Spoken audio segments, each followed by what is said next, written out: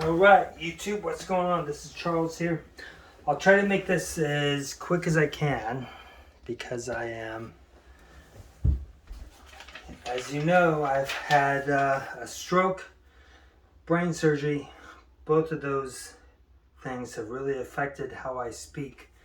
So I'm kind of like President Joe Biden, you know, if he's not on script or the teleprompter, he just goes into nowhere. And unfortunately, I'll blather on about simple things and I'm not on focus, and I might repeat things just like the president does, whether you like him or not. But what people ask me most of the time, whether it's people follow me or not, if they're new to my stuff, they'll say, where do I find, you know, the vintage surplus or whatever it is I'm showing. My tips I'm gonna give you are gonna apply to basically any item that's from a foreign country. So, and it doesn't matter what country you're from. So obviously I'm speaking in English. I have the American, what would you say, dialect or accent, but gotta hydrate there. But basically, here's a good example. So my last video before this one, where can I get this Swedish M39 or Swedish Army M39 rucksack? Where did I get it from? Or where can you get it? So I posted on there where you can find it. I mean, you can always ask me. I'll divulge most of my sources, not all of them. But I posted on there. So where do you want to start? So how about a search engine? So, you know, Google, DuckDuckGo.com, etc. You know, Bing, whatever you like. But what I like to do, so if I'm looking for something in Sweden, I'll go use a translator and figure out what a backpack or rucksack translates to. And I will go into that search engine and say, you know, instead of rucksack, you know, maybe it's a riggy sack or however you pronounce that in Swedish. I don't speak Swedish, so I apologize for those that do. But basically, you know, if it's in German or something like that, you know, I will try to look there. Another tool that I use is if it's, let's say it's Swedish, maybe I'll use that translated name, and then I'll also add like .se for Sweden or .co.uk for British stuff, or maybe it's .de for German. It's, you know, things like that. So you can find a lot of stuff that way more easily.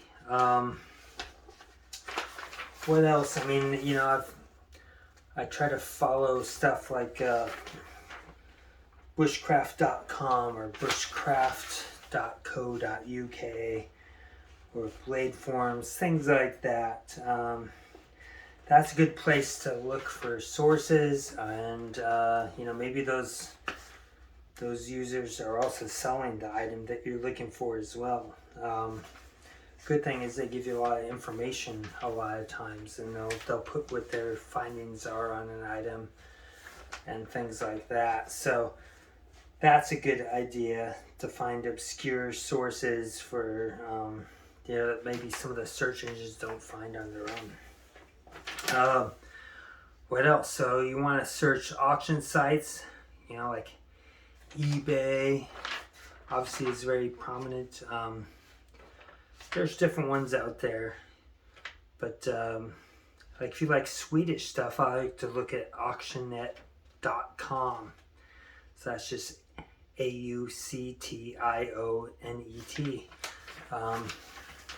They do have a translator, but you might want to try to search for something in Swedish, you know, so copy and paste.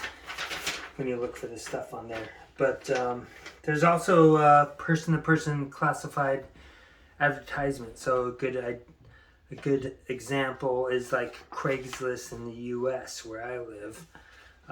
But like in Sweden, there's Tradera. I'm gonna say it that way. Tradera. It's very similar to Craigslist. What I found with that one is I had to give them a Swedish tax identification number, which I don't have.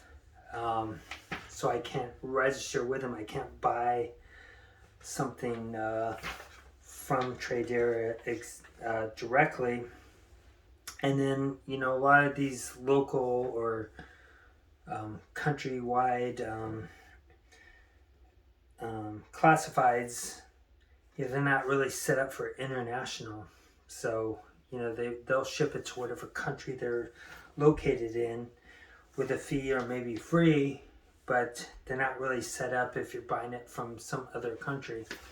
So there's usually some way to contact that seller. So that is how I bought my LK70, as I found somebody on Tradera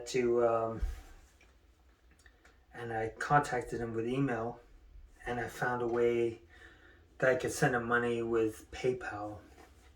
So I paid like $50 for that rucksack, and I ended up paying about $70 to $75 in shipping, you know, which was more than the item, but it was still about $50 less than what I could find it at other sources online for the price. So it took me a lot longer.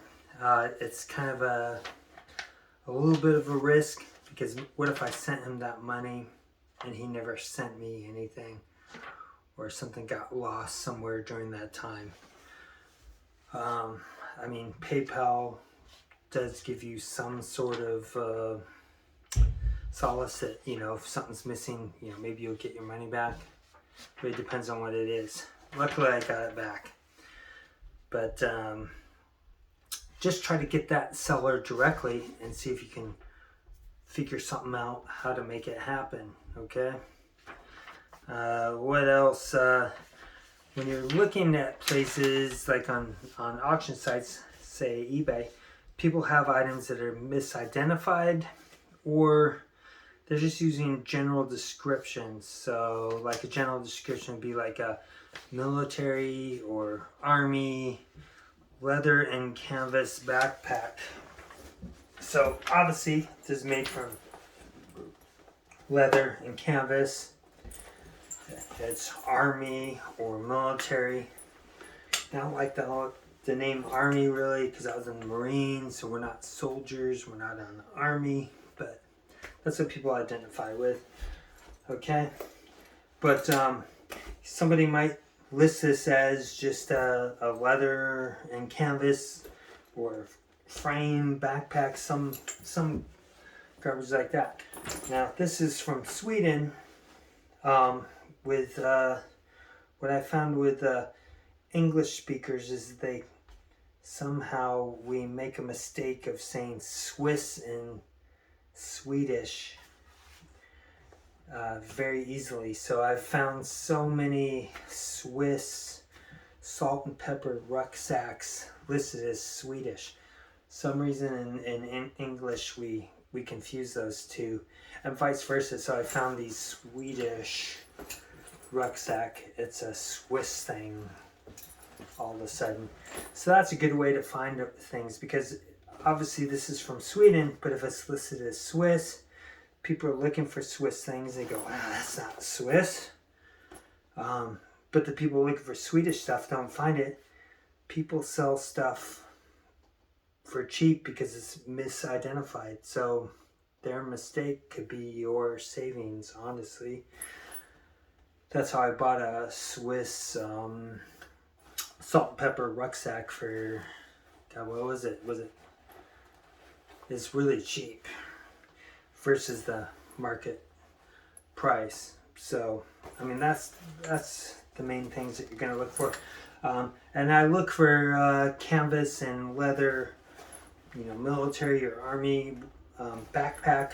That's how I found my Norwegian patrol pack that was in like great condition. I mean, these guys are buying it at estate sales or something like that. They can't identify it exactly because, I mean, that's not their business is collecting crap like me. They don't got the affliction that I have, or maybe some of my followers do. They're just like, oh, yeah, I just got to sell this thing I bought for $20 or whatever it was, right? And then if you see it on an auction site, and they leave offers, especially if it's not identified, give them an offer. I mean, I bought that Norwegian patrol pack for $40. I probably could have got it for 25 or 30, but when I bought those from Norway directly, they were $70 each. After I contacted the seller directly, paid a fee to electronically transfer the money plus the shipping, blah blah blah. They ended up I got 3 of them for about $70 each, so it was like $125 to get 3 rucksacks. I don't know, $225 for 3 of these rucksacks. So it all adds up. But if you guys have any comments or questions, I try to make it as quick as I can. I will reply or answer as soon as I can. Thank you.